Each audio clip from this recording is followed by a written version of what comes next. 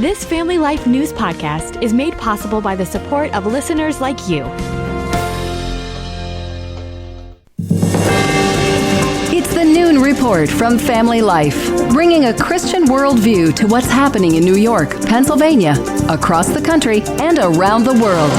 Weather with Kevin Williams, plus special features and reports with the Family Life News team. Now, here's what's happening. Trump returns to the scene of the crime. Good afternoon. Welcome to the broadcast. 3 months after surviving an assassination attempt, Donald Trump stumps tomorrow in Butler, Pennsylvania, the same place where he was shot in the ear back in July. This Trump supporter was at that rally and will be there again on Saturday. My guard's going to be up a little bit.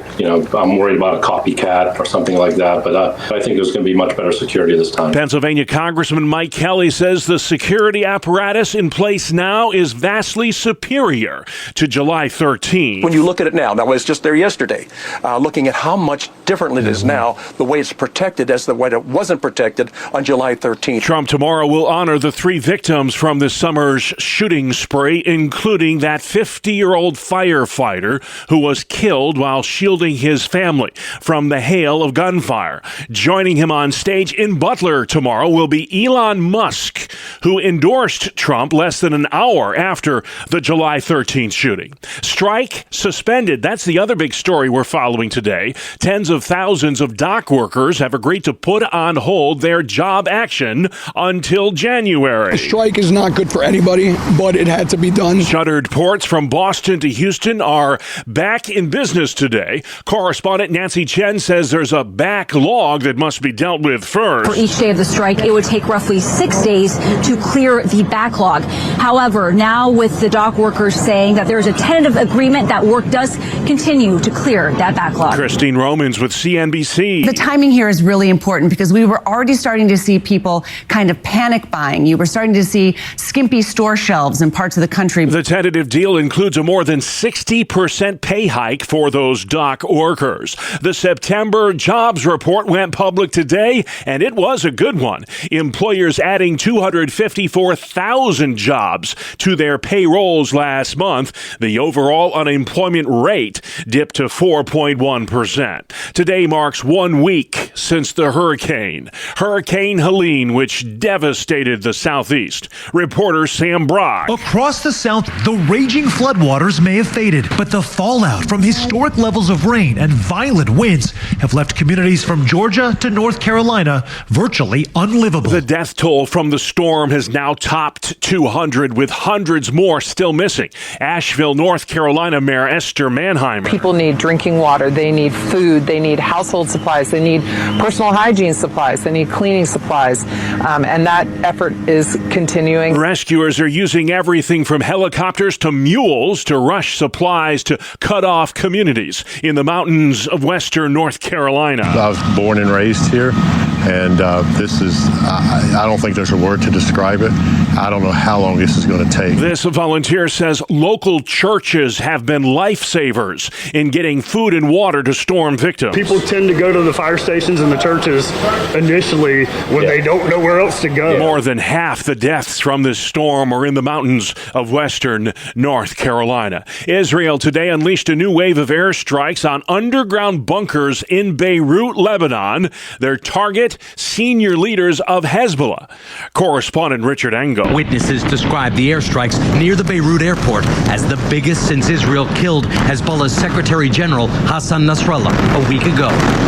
Iran's foreign minister, meantime, arrived in the Lebanese capital today shortly after those Israeli airstrikes. Israel bracing for more attacks during the Rosh Hashanah and Yom Kippur holidays. Monday marks 1 year since the Hamas terror attack on the state of Israel. The New York Mets are moving on in the MLB playoffs. They scored a stunning win last night over the Milwaukee Brewers in decisive Game 3 of their wild card series. Here's the pitch. Swinging a fly ball to right field. Pretty well hit. Frelick back at the wall. He jumps. It's gone. He did it. He did it. Pete Alonso with the most memorable home run of his career. The Mets slugger crushed a 3-run homer with 1 out in the 9th to give the Mets the victory. They move on to play the Philadelphia Phillies tomorrow in the divisional series. Still to come on the Noon Report for Friday, Trump returns to Butler. Help for gambling addicts and fall colors starting to pop. Good afternoon. I'm Kevin Williams. The weekend is upon us, and about 3/4 of it shapes up well weather-wise. I'll have forecast details coming up in 10. All right, Kevin, thank you very much. As mentioned earlier, former President Donald Trump will be in Butler, Pennsylvania tomorrow, 3 months after narrowly surviving an assassination attempt there. This time, security will be much tighter. Tens of thousands expected to attend the rally, including Elon Musk. The world's richest man endorsed Trump less than an hour after the July 13th shooting. A high-stakes debate happened last night in Harrisburg between Pennsylvania Senator Bob Casey and his Republican rival, Dave McCormick. Sarah Wilson with ABC 27. This was an aggressive but relatively civil debate, one with two very different candidates and ideas of what the Commonwealth would look like under their leadership. The two did not agree on much, but they did agree on this. This is the most important election of our lifetime. And this race is very clear. As clear a contrast as you could get. Casey accusing McCormick of not being a real Pennsylvanian, having lived in Connecticut. McCormick said Casey doesn't have a record to run on. That's why he's attacking him. Recent polls show this race tightening up with just a little over a month to go until Election Day. More mosquitoes have tested positive for the Triple E virus in Oswego County, New York. Folks there being advised to limit their time outdoors, especially at dusk when mosquitoes are most active. New York recently reported its first human death from Triple E in nearly a decade. Anti-gambling forces are giving a thumbs up to a new law in New York that requires advertisements for sports betting include warnings about the addictive nature of gambling. State Assemblyman Clyde Vannell sponsored the bill. Since 2022, since we've had mobile sports betting, gambling available on mobile devices, the increase on problem gambling has rose more than 25%. James Maney is executive director of the New York Council on Problem Gambling. For people out there suffering or their family members suffering, please call for help. It's available. And it's free services for folks. New York already requires sports betting ads include a problem gambling hotline that folks can call if they need help with their gambling addiction. The Red Cross of Greater Pennsylvania is in urgent need of volunteers, folks who'd be willing to go south to help out with Hurricane Helene relief efforts. They currently have about 30 volunteers from Pennsylvania assisting survivors, but it's not enough. You can visit redcross.org/volunteer to learn more. Money is disappearing from Pennsylvania SNAP accounts, and officials are trying to find out why.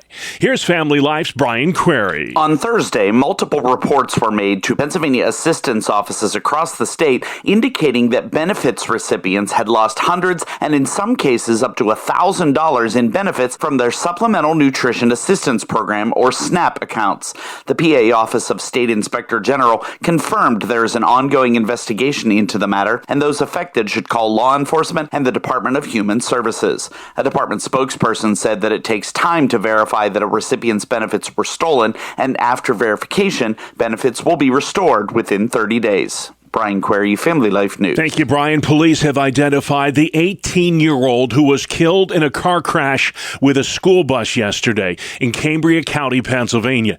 18-year-old David Swinger pulled out in front of that bus in the town of Gallitzin. Cops say Swinger was not wearing a seatbelt. No students were on the bus at the time. New York's annual See and Be Seen campaign is underway. Its aim is to keep pedestrians safe in crosswalks.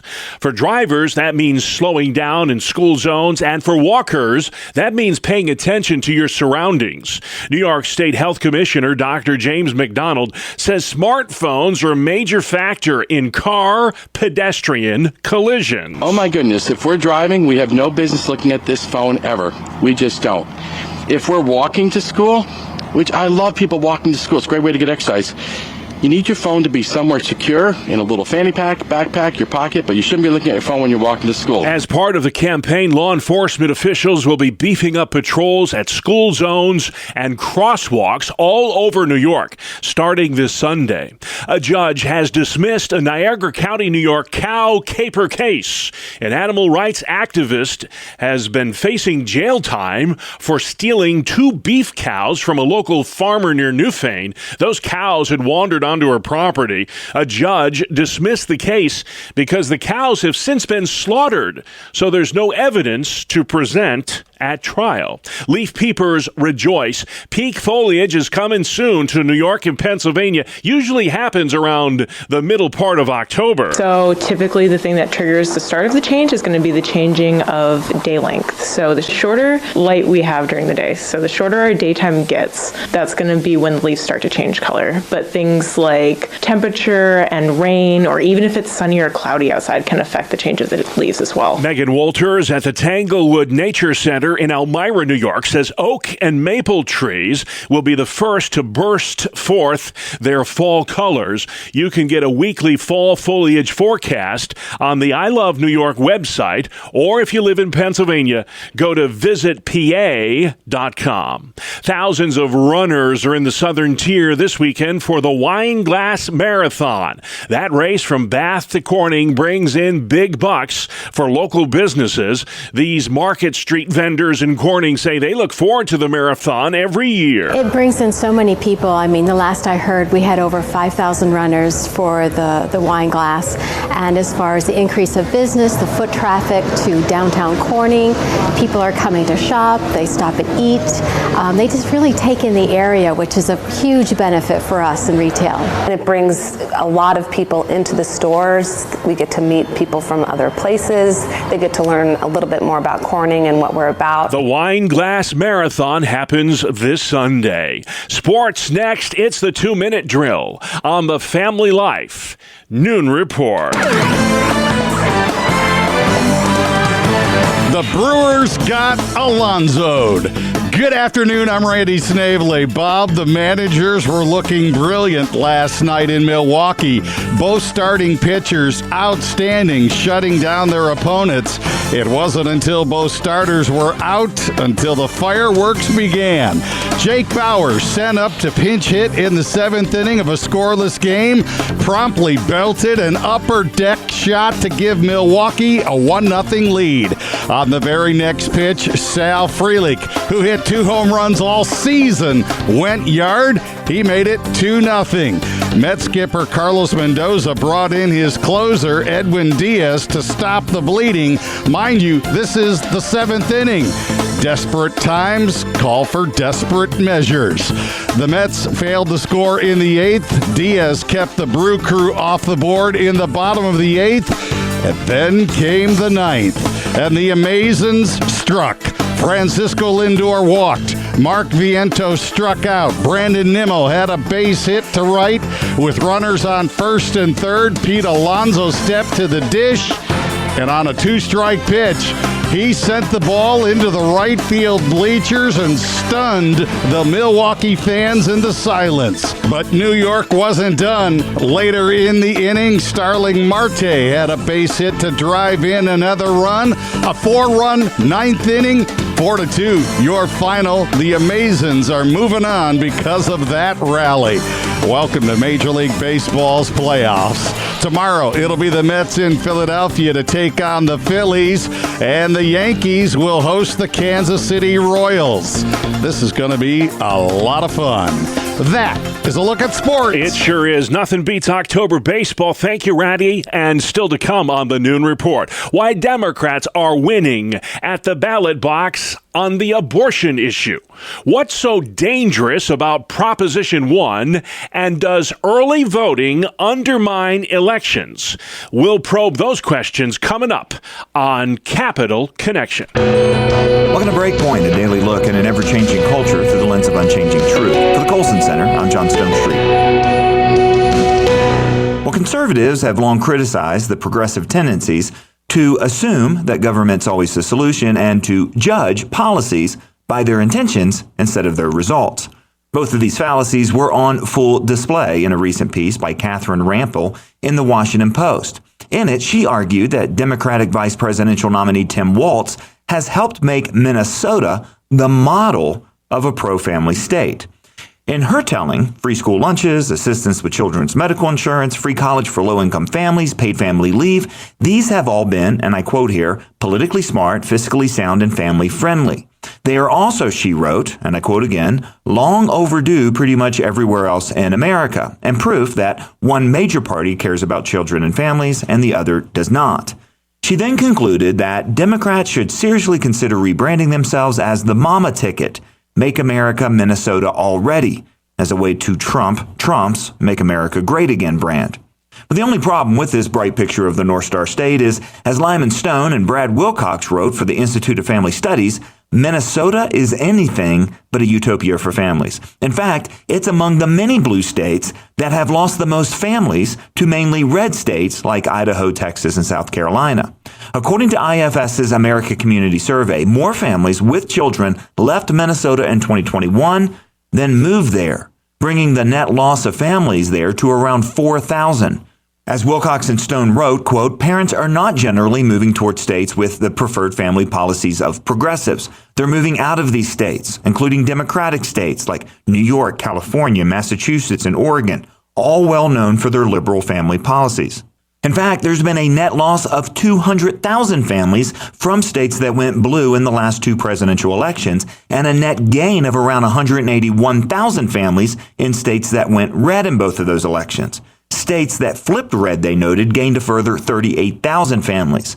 Now, the reason for the mass family migrations is not so much that every one of Minnesota's policies are bad. In fact, the researchers support many of the state's family policies, and Wilcox even praised some of his laws in his book, Get Married. Instead, it looks as if parents searching for the best place to raise their children just consider more than government assistance. In fact, what they often want is less government in their lives. For instance, ongoing COVID restrictions and closures likely led families to flee cities in favor of suburban and rural places with more space and freedom to live, where remote work for parents was easier. Red states also reopen schools sooner, are typically more friendly to school choice, and generally have lower taxes and more job-friendly economies, all of which make it easier to feed and house families. Most important, however, is clearly culture. As Stone and Wilcox point out, it's no coincidence that families are flocking to states that have, and I quote here, resisted letting their schools and sports be guided by avant-garde gender theories, that are less likely to abduct children from parents to undergo gender transitions, and that have not let homelessness grow out of control in their streets.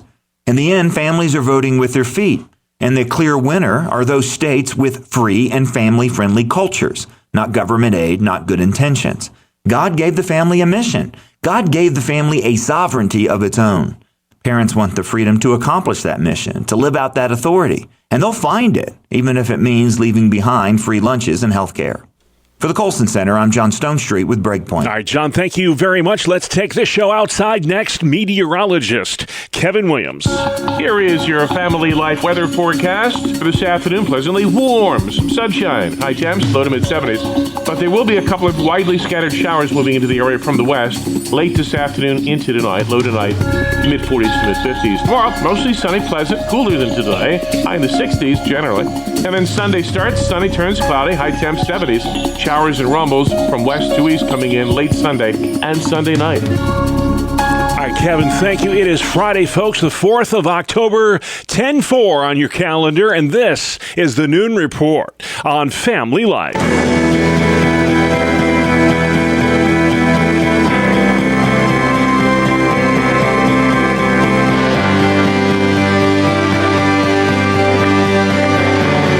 Welcome back to another edition of Capital Connection.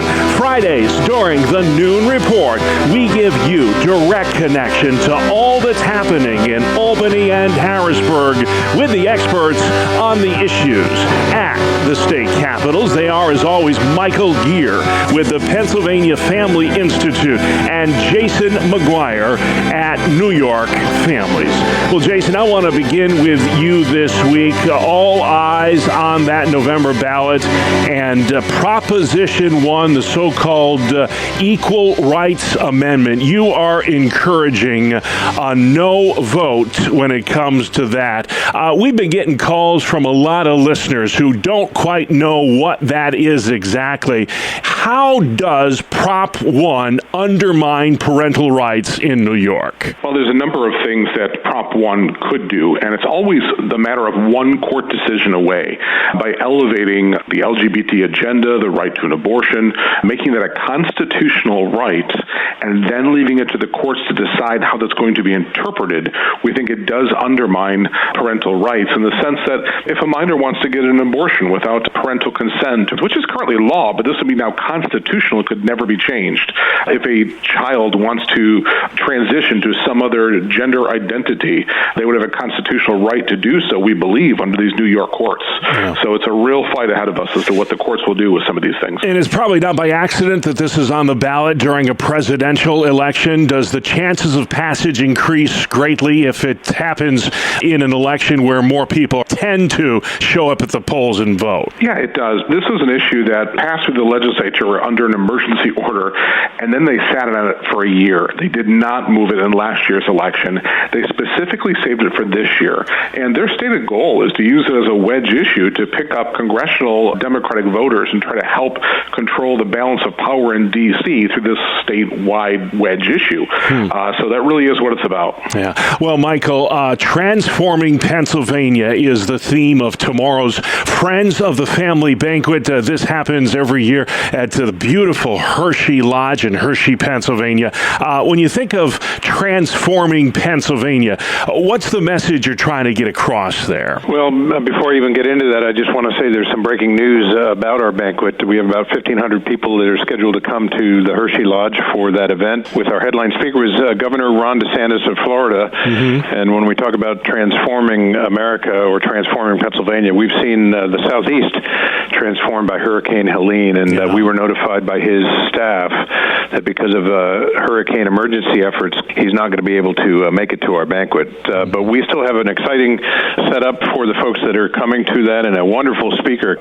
So people are not going to be disappointed. I know they'll be sad that Governor DeSantis is not there. They'll understand why, but we're going to have a great program for them, and they'll love the speaker that we have. And having been to several of those events, you will not be disappointed regardless of who the speaker is. It's a great show.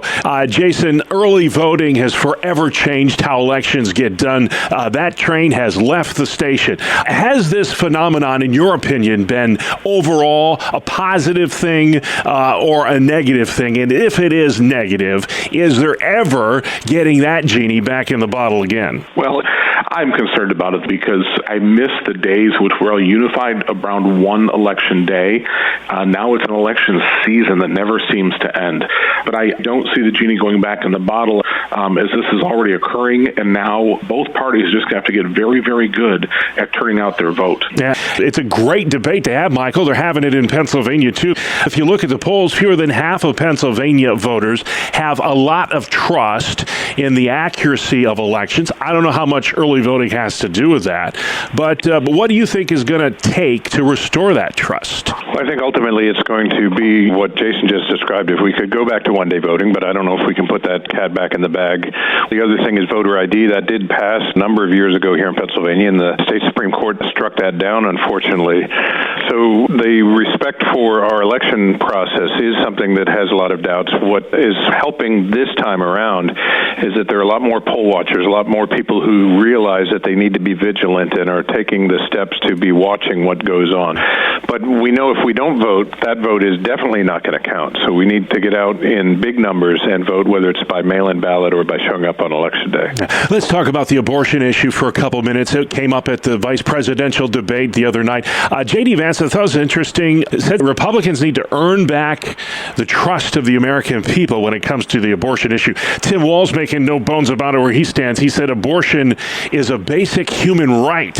I don't know where he got that from, but he said it in the debate. Jason, the Republican Party's platform on abortion, when you look at it, is very similar to where the Democratic Party stood on abortion just 10 years ago.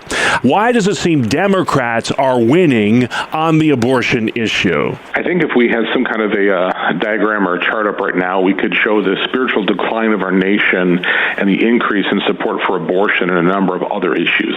As America is moving away from its Christian moorings and understanding that life begins at conception, I think there's this other track that's going on that we are seeing every person is doing that which is right in their own eyes. And until we get back to a time of spiritual recovery, of transformation, of a real revival to where the hearts and minds of this nation again pursues the things that God's Word teaches, we're probably going to really struggle when personal autonomy is the God that people worship today. Yeah, well said. Michael, many pro-lifers, if they're honest, will say to themselves, well, they celebrate the reversal of Roe.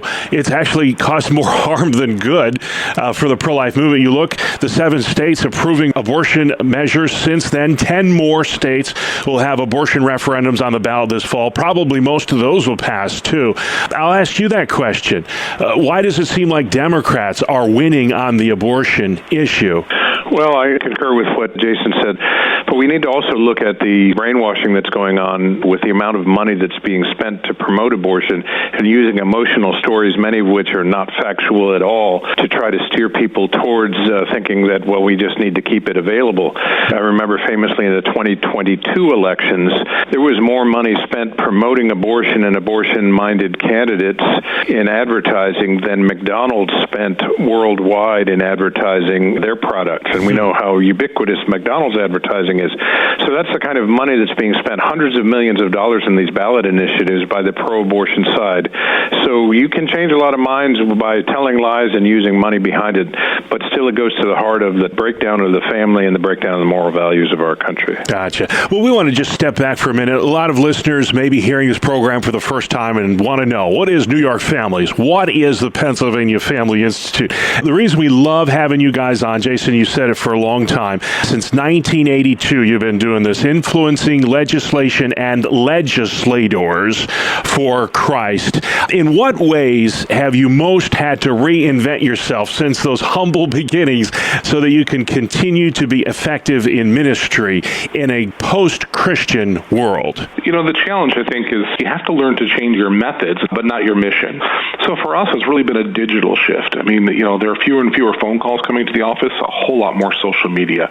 And that's affecting even how you lobby the legislature and the activities that you have there.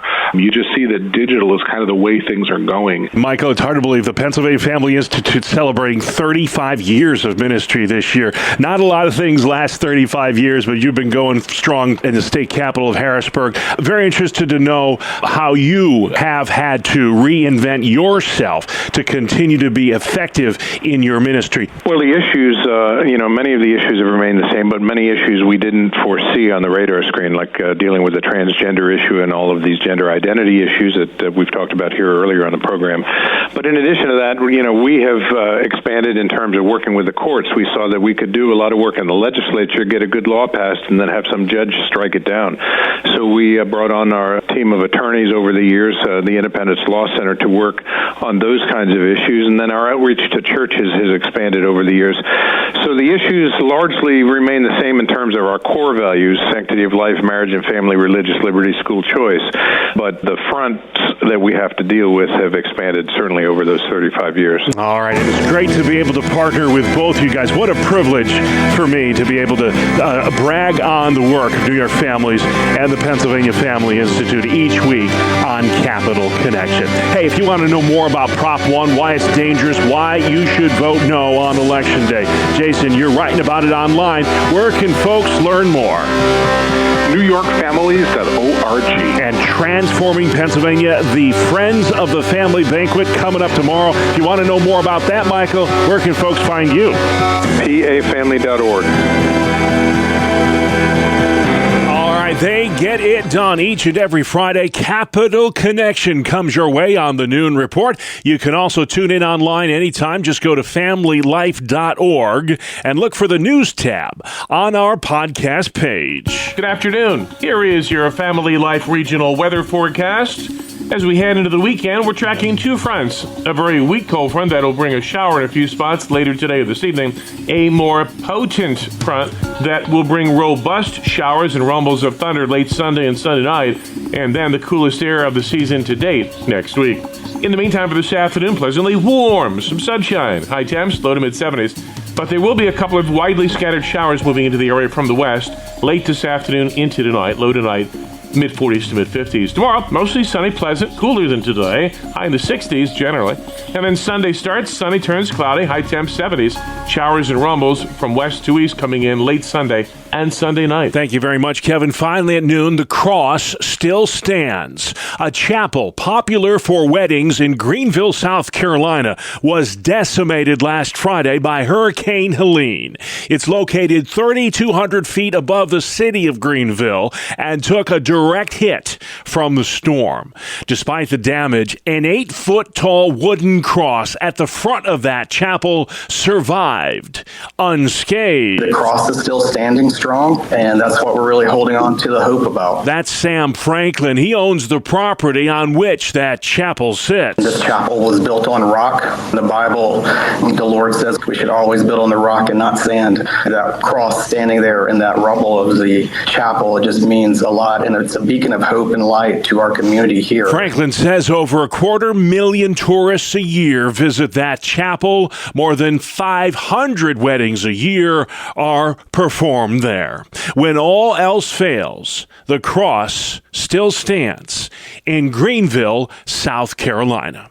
And that's our world, the world we live in. Friday, October 4th. Have a wonderful weekend. I'm Bob Price, Family Life News.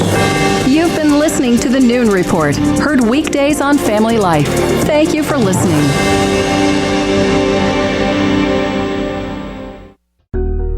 Thank you for listening to this Family Life News podcast. If you've been encouraged by what you've heard, please share it with others and click the subscribe button to automatically receive future episodes. Family Life is a listener-supported ministry. Podcasts like this are made possible by your financial partnership. Find out more at familylife.org.